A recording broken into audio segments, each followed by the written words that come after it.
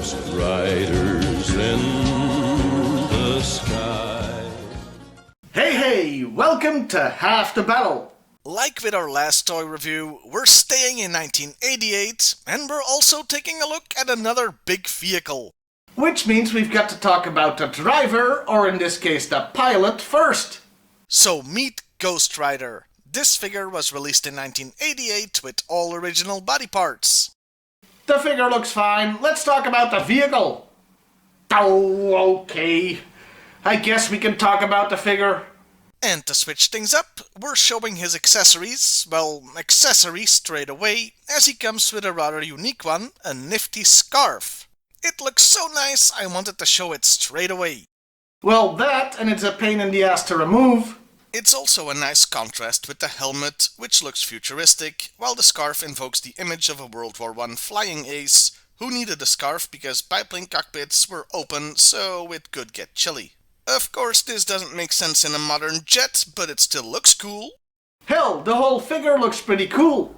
He's got a black pilot jacket over a grey shirt, and he's got grey pants with black boots. Nothing too flashy, pretty functional. The detailing is nice too, like on the helmet. While it's not removable, the sculpt has plenty of details. There's also the microphone on his chest, and especially the little map on his right leg, which, along with the helmet's visor, is the only green on the figure. Then there's the belt and buckle, which has a bird on it. Though this thing is so small, at first glance, I thought it was a horse's head. That's not the only problem the belt has. As it runs across his left leg, but unfortunately it only looks like a continuous belt in one specific pose, otherwise it looks broken. The belt holds a gun holster, but the gun handle is molded opposite of how it normally would be, so it would be awkward to actually pull it out if it were real. Overall though, it's a pretty neat figure that a lot of work went into, even though the attraction for kids would obviously be the vehicle he came with. So, let's talk about that! Meet the Phantom X-19 Stealth Fighter. This toy was released in 1988 with all original parts. Damn, this thing is huge! To the point where it was a pain in the ass to find room to photograph it. It was worth the effort though, as the thing looks absolutely gorgeous. It looks like something that should be put in a place of honor on your shelf and just looked at. And maybe you should only do that? Because, while this toy does have quite a few play features, they are very prone to malfunction due to time. Firstly, the cockpit canopy, unlike practically all the other canopies in the toy line, doesn't open upward, but rather slides forward. Which is cool, yes, but the bloody thing has a tendency to get difficult to move over time, though not all of them suffer from this. Yes, I have two, or I guess I should say 1.5. Because, as an aside, you're far more likely to find one looking like this on the secondary market, which is basically just the body of the Phantom without any of the bits that can come off. Hell, this one only has a nose cone because I had my dad make a replacement one. It's not the real deal. Yeah, for some reason, the Phantom came with a removable rubber nose cone. Which is the thing that is most frequently missing from this toy? I don't know why they made this a separate rubber piece. The jet would have looked just fine if it was a plastic part of the canopy mold. Especially since the bloody thing came off practically every time I tried opening the damn canopy this week. Anyway, back to play features that can break. It has two panels on, well, it doesn't really have wings, so on the side of the Phantom. And these slide out and are supposed to have guns spring out. I say supposed to because they often need a little help for that. The biggest feature, well literally anyway, has to be the landing gear. There's a tab on the underside of the back that when pulled extends the landing gear, as well as push out the engines.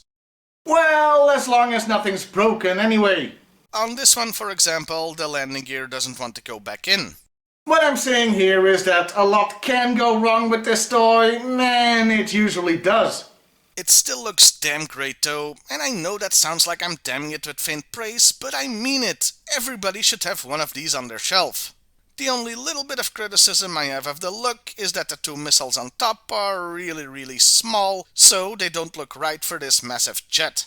This is compensated by the very large missiles underneath, that have a unique way of being attached. Instead of pegs, there's clamps that hang on to a sort of inverted snowboard thing that's part of the bomb. Overall, a very cool looking toy and a great conversation piece. Shame about all the things that can go wrong with it. And those were the only figure and toy Ghostrider and the Phantom X-19 ever got. So with that, it's time to talk about the character, starting with the comic book.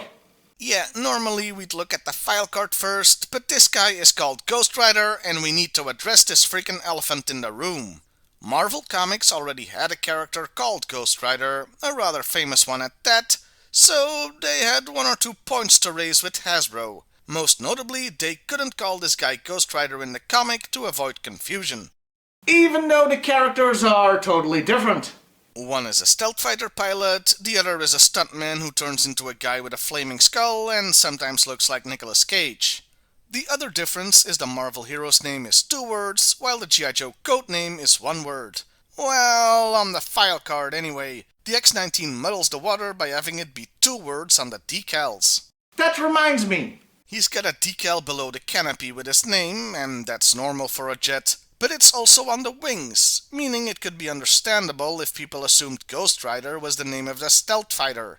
Why they didn't put Phantom on that sticker, I have no idea. Maybe Marvel had a point that things could get confusing. And speaking of decals, there's another one that confuses things. It's a picture of a skull in a top hat with lightning bolts behind it. Okay, there's no way the skull isn't a tongue-in-cheek reference to the Marvel character.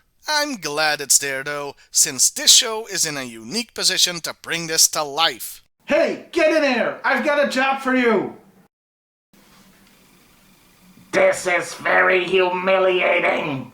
Anyway, the point is Marvel wouldn't let them call the character Ghostrider, but obviously Hasbro still wanted to promote this big and expensive toy, so Larry Hama came up with a rather unique solution. Instead of renaming the character, it became a running gag that nobody could remember his codename.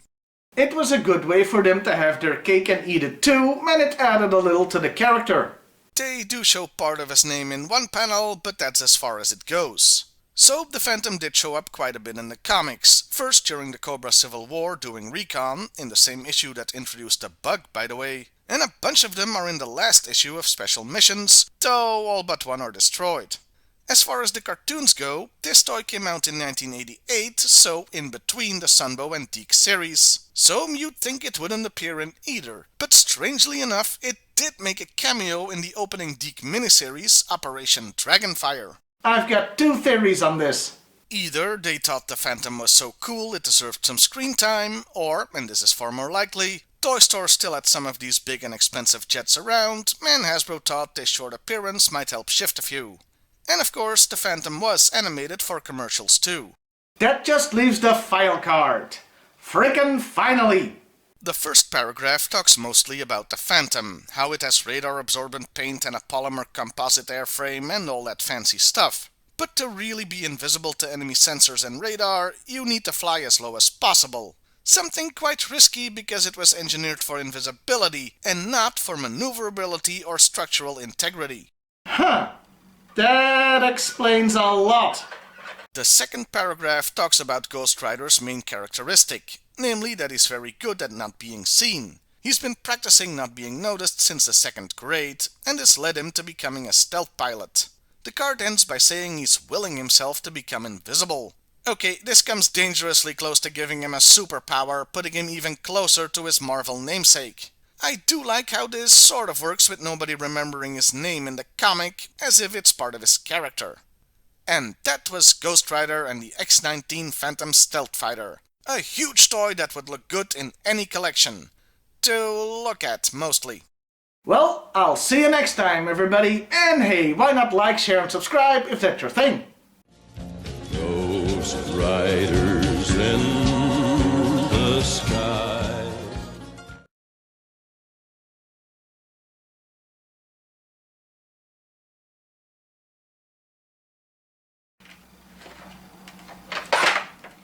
Oh, for shit's sake.